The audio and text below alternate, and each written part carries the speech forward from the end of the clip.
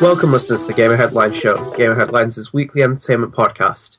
This is episode 55. I am one of your co-hosts, Adnan Riaz. As always, I'm joined by my co-host, Chris Cortez. Hello, everybody. Good evening. Yeah. Goodbye. Yeah. That's it. Like, it just goes out.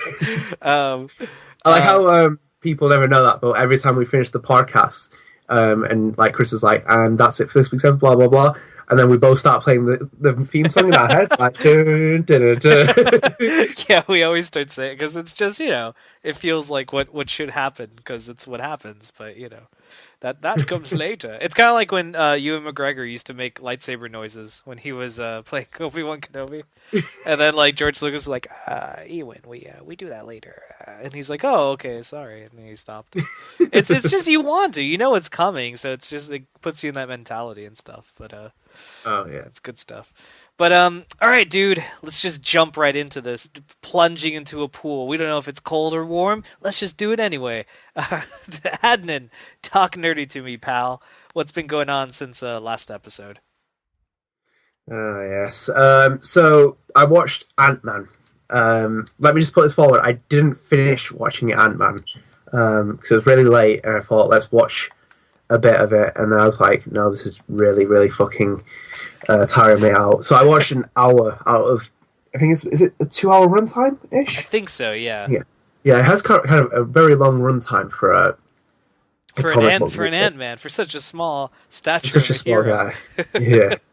So I did watch it. It was I had some very different takes from it. I think, like I said, one of the things that someone was like, I like the fact that because the expanded universe is so big now in Marvel's built this universe that they can kind of like parody themselves and throw like references and people like ha ha ha of like when what's it called? Oh, what's he called? The lead character, the actor. Paul Rudd. Paul Rudd, that's right. it. Why would I say Mark Ruffalo? Something Ruffalo. Paul Rudd. Like he's like, oh yeah, you should bring the Avengers, and it's like, oh, like you put your hands up together, like it's like a great moment, whatever it is. It was kind of nice for that. I love the like little things as well. Even Haley Atwell at the beginning as well. Mm-hmm. She pops up. That was great. She looked great, didn't she, with the makeup and stuff? Yeah, they do a really good job at that. I have to admit, that's a really cool thing. Well, even when she's in the hospital as well, in Captain America 2. Yeah, that was. It's amazing, man. People forget prosthetics and CGI and just combining them together. Like you can do wonders. Nano machines, son. No, but when I was watching it, it's a little bit slow, and a little bit it's kind of like tedious at points and long, and I'm kind of like just pace yourself out a little bit better. It takes a long time to flesh out some of the characters. I think Lily's character is kind of like really slow to pace out, and she's just kind of like, oh, I'm a tough girl because of this reason. It's like, right, okay, and there's obviously a cliche story behind that because you've fallen out with your dad and etc. etc. etc. Yeah. And then even has the Rocky montage of like, yeah, let's build build Ant-Man. Like, just missing the music. I love when they parody that though in Family Guy, where he's like, it's showing the Rocky clips. He's like, the dark side's got a better gym than us.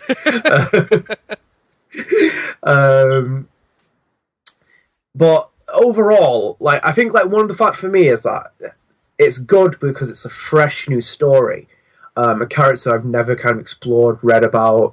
But it kind of says a lot about thing about Marvel and the fact that because they've gone through all their main characters, now they're going through the recycled ones, and it's kind of like showing that there is you can only pull out so much from the universe without it slowly becoming oversaturated, if you get what I mean, in the terms of like they're going to keep recycling characters because they can't do those characters now. They have to go deep within the bowels of its universe and grab out these characters that no one knows about and hope they have a great success with them. Because not necessarily Ant-Man doesn't have the greatest story really, but they kind of like he is one of those kind of like a bit of a generic and a little bit boring character in terms of like his origins and everything else. Yeah, I mean, I know he has a very long-standing history in the comics. Like he was actually an original member of the Avengers back in like the 1960s when the comic first launched. I know that they went with the Scott Lang route. So like what's Michael Douglas's character? I forgot his name right now. He Yeah. Yeah, but he's the original Ant-Man. He actually, that I think the movie when it was written by Edgar Wright was going to be very different than what it turned out to be. And that was one of the things they're going to kind of like tackle. But yeah, I don't know, dude. I mean, he's an all right character. I think they did a he seems like a character that I think would be better in a group movie like the Hulk than have his own movie.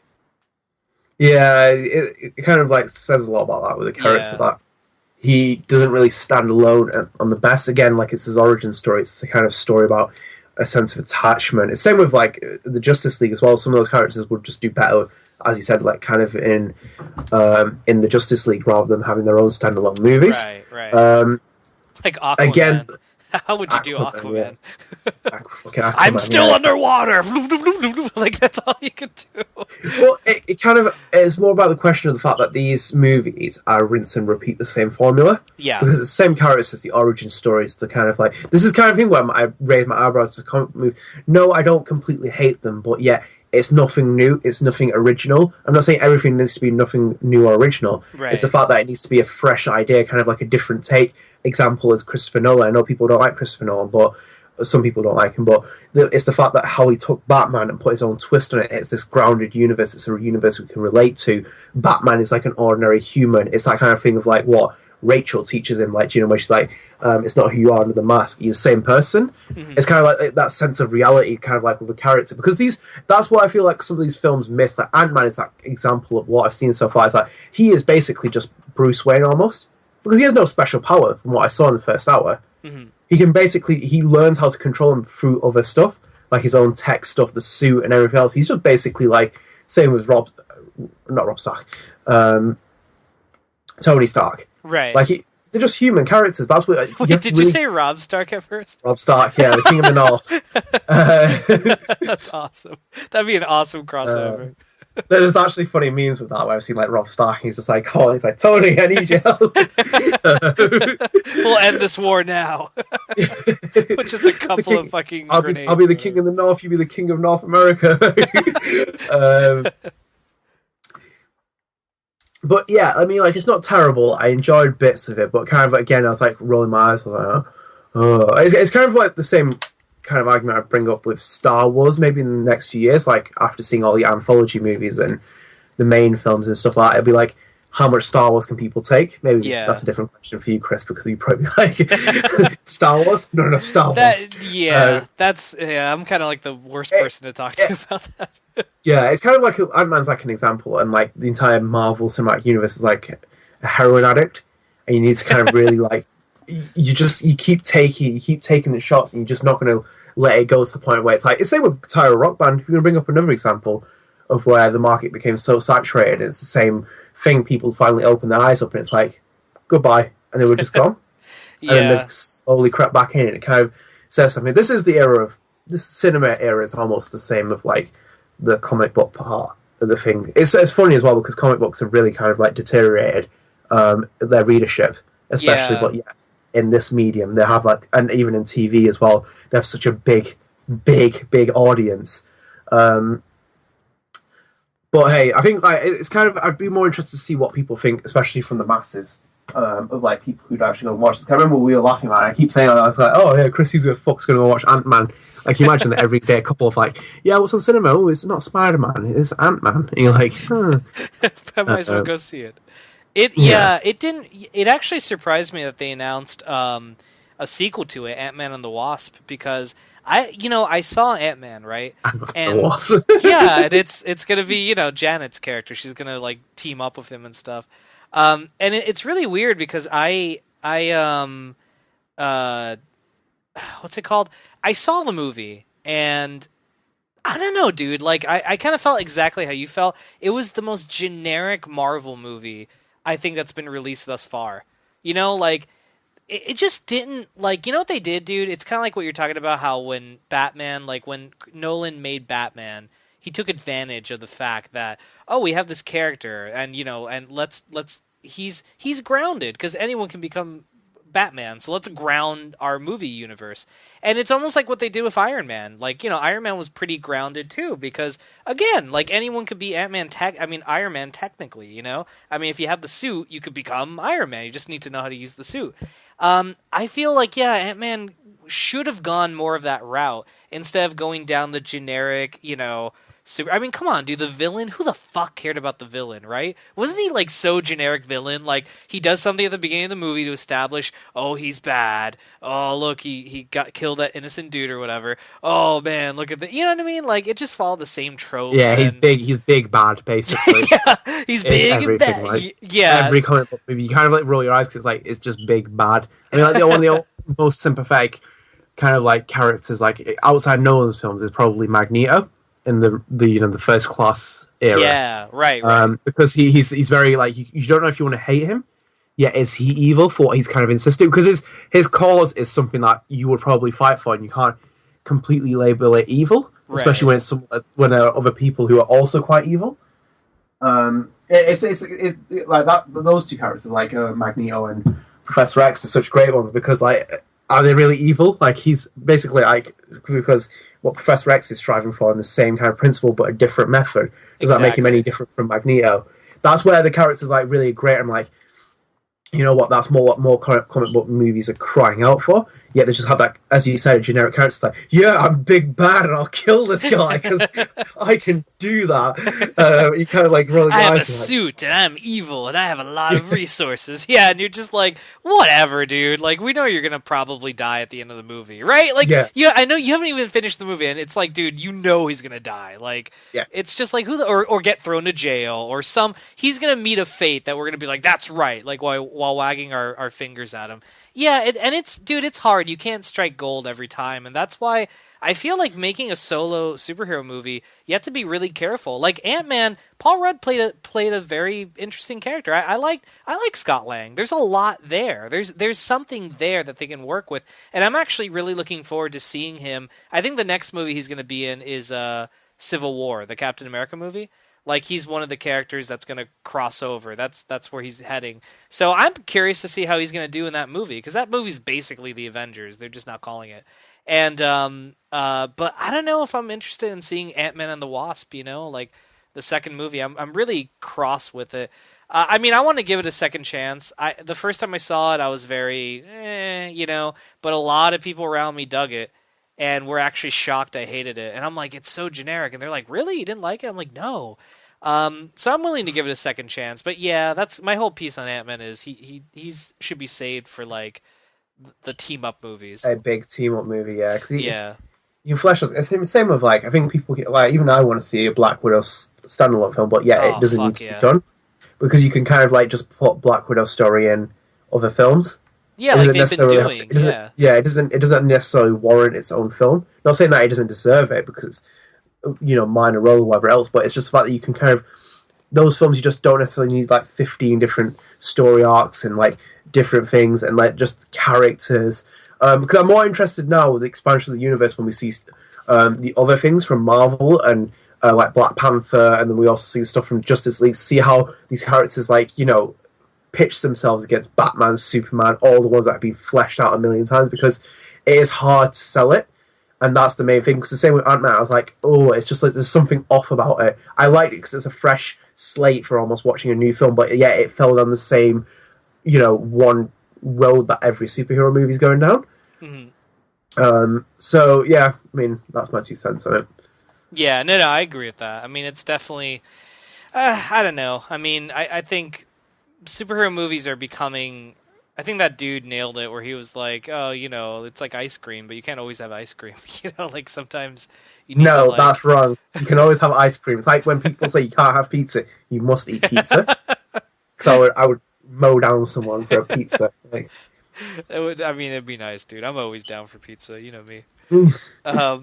But well, no, dude. For me, I don't want to talk about this too much because I know we're trying. We're gonna see if we could do possibly a spoiler cast on this in the future. But I did want to give my first impressions on Rise of the Tomb Raider because it came out on Tuesday a few days ago, and I picked it up. It came in through the mail, courtesy of Amazon.com. Dude, dude, I'm really liking it. It's the last game. Well, Battlefront is the last game I'm buying, but it's like the last game I knew I was gonna Major buy. game. Yeah, Yeah. that I knew I was gonna buy for the year. And dude, I really am enjoying it so far. I could say without a doubt I enjoy it over the original game. Yeah. Only because I felt it feels almost like the jump between Uncharted and Uncharted 2. I don't think it's as big of a jump, but it's like a jump that you can compare to that. And just oh man, dude, everything about the game is just so much better. Like the way the environments are laid out, the way everything connects. Like as you go through like different parts of like this new area you're exploring, everything just connects so well. Like it leads from one thing to another. It's kind of like remember in Snake Eater, MGS3, how you start off at Mhm. that one place and then by the end of the game you're like at the Field of Flowers fighting the boss, and Yeah. you think back at the journey that you went on. And you're like, God, I went through all that. Like I'm not even done with the game, and I'm already thinking, God, I started in that area and I'm all the way over here now. That's fucking awesome. So it's one of Yeah. those type of games where environments are great. The combat, it's all right. Combat is kind of like the same thing from the from the first game. They just kind of like Polish. yeah, polished it a bit, but it's more or less the same thing. There's not, I mean, it's not bad, but it's not good either. It's just I've kind of heard like there. I've heard the stealth mechanics aren't like that critical to the thing. Because actually, this is more of a thing, more of the sense that I heard reviews say that this is kind of like thing that where Lara's kind of like showing some kind of self doubt in the fact that she has these kind of therapy sessions. It's kind of like overcoming adversity and like kind of becoming the Tomb Raider. Yet she kills like 50 people. It kind of makes you feel like it's not really any symbolism of like she's just like a ruthless killer. Oh well, It's kind of I know. it's kind of like a knock on effect. When I said about the first Tomb Raider, where it's like that really emotional scene where she kills the animal, and she's like, "Sorry," like she's really upset that she killed it, and she's kind of like Yeah, playing towards that. But then at the same time, you kind of sit there, and it's like next minute you're killing 50 guards, and you're like, "Wait, am I a bad person?" Like kind of raising your eyebrow at it. actually, it's funny you bring that up, dude, because they dropped the therapy thing from the game. Like that Yeah, was which is really really upsetting because I'm not expecting it to be like Peter Stormer in Until Dawn. you're But a I did expect. murderer. Well, I'd always loved that dynamic though, because that was really one of the things that caught the E3 trailer they showed. Yeah, 2014, where if it was 2014, yeah, they showed that. I was like, that's really really cool dynamic because it's not the fact that she's just she's accepting that she's become the Tomb Raider. It's the fact that now she is taking the psychological role of like how deep and hard it is to become that person. Like that entire thing that happened on that the Bermuda is it the Bermuda Triangle yeah, in the first game. yeah. Like you can't really overcome that. It's the same thing with Nathan Drake, where he's like this exploring as the Indiana Jones character. And you're like, wait, someone would be psychologically fucked up if they were doing something like that. It's one of those things that you raise about every film, like every game. Not every game has to explore it, but when you have some deep meaning behind a character and how they become someone. I think like again, Metal Gear Solid 1, Solid Snake, the psychological profile of him is brilliant. Like Naomi Hunter has also had that kind of character complement Solid Snake because she's a psychiatrist almost. She's not completely a psychiatrist. Obviously she's a doctor and she's more about gene therapy and etc. etc. But yet at the same time she kind of like tries to psychologically read Snake, his mentality and everything else. Mm-hmm. And that's one of the great parts about storytelling. I thought that was going to be one of the great shines of Tomb Raider, but from Right. what you're saying, it's kind of like a little bit disappointing. Yeah, it's definitely it's a pretty big disappointment. I actually I'm gonna wait until we do a spoiler cast on this because that's actually a big issue I have with the game. At the end of Tomb Raider, and I recently replayed it because it was a free Xbox Games of Gold title, and I wanted to replay it for the new game. At the end of that game, remember, she's like, "Come on, you bastards! Fuck you!" Like she becomes like Rambo. She's so cool. She went on this fucked up journey, and at the end, she's like, "I'm not going home." Like and you just see in her eyes like she's not alive unless she's out there doing her things, and it ends like, what a badass dude. Rise of the Tomb Raider ends that she's like Lara. She's like nice Lara again. By nice Lara, I mean like she doesn't have that fire in her eyes. She's just like she is experienced. She's like, oh yeah, I have to do this. This is what I do. I know how to do this. But she comes off as more of like a Nathan Drake type character, where she still has that Yeah. human side to her. But I'm like, but at the end of the first game, you made it very clear that she's becoming more stoic, and I thought that's where you were heading, and that's a very interesting, character lineage. That's such a awesome fucking path to go on, and I feel like they've dropped that completely. Lara is I don't know, like she's still an interesting character, but I almost feel like Rise of the Tomb Raider is like almost like a reboot in a way that you could jump into this game having not played the first one. Not played, Yeah, yeah. and you're fine. So it suffers from prequel syndrome. No prequel, original film. Sorry, original film. It's a sequel syndrome, actually. More the fact that it's not establishing continuity and really giving reason for fleshing character. I just feel like they switch writers, and that the writers of the first, and I don't even know if this is true, but and that the writers of the first game were like, well, this is where we think they're heading, and we left it to wherever we want to go. And then the writers of part 2 were like, nah, we're gonna go a different route, and it's like, why? Like that's how I feel of it. This goes back to what I said. Like, obviously, my ideas aren't perfect, but the fact that I said that the first game should have been a character piece, whereas Lara Croft Rise of the Tomb Raider, the game, and then the next game could have just been called Tomb Raider or something else. Because I think that was what it really needed, the first game to be like a full-on character piece. This is Lara Croft. This is who she is. This is who she becomes. Then it leads into Rise of the Tomb Raider. Because obviously it addresses one of the issues you have about tombs being part of the game. Because I've heard it's quite a little bit more kind of grounded in the fact that you are raiding tombs in like certain points. But I've even like the weird one was that I think remember when they were building up the 2013 release, they had Camilla Luddington there. And they were like, yeah, Camilla Luddington's doing this, and, she's this big actress, and blah, blah, blah. And this one, she's still in it, but yeah, they didn't really promote her after it. Because I think people even sent her tweets over the messages saying, did you do this game? She's like, yeah, I did it, but I'm like, and they're like, is this your face and stuff? They're like, maybe. And she was kind of like, she'd being really cryptic. It's kind of like, yeah, she was just done it for that, but they kind of like threw her away almost. I've heard she does a good performance again. It's great so far. Yeah, it's really good. Yeah. But like you kind of have to question a lot about it, especially with the exclusive deal coming. But I think I'm very interested though to hear what you say as well. What do you think of it wrapping up the quote greatest games lineup in Xbox history? Because you bought 2 of the games out of that. Yeah, I have to finish it first because I feel like it wouldn't be fair to like say it, but I have to say so far I think it's my favorite of the 3. Gears of War was cool, but I had some issues. Just a remaster. Yeah, and then Halo 5 had really fucking great gameplay, but I thought the story stunk.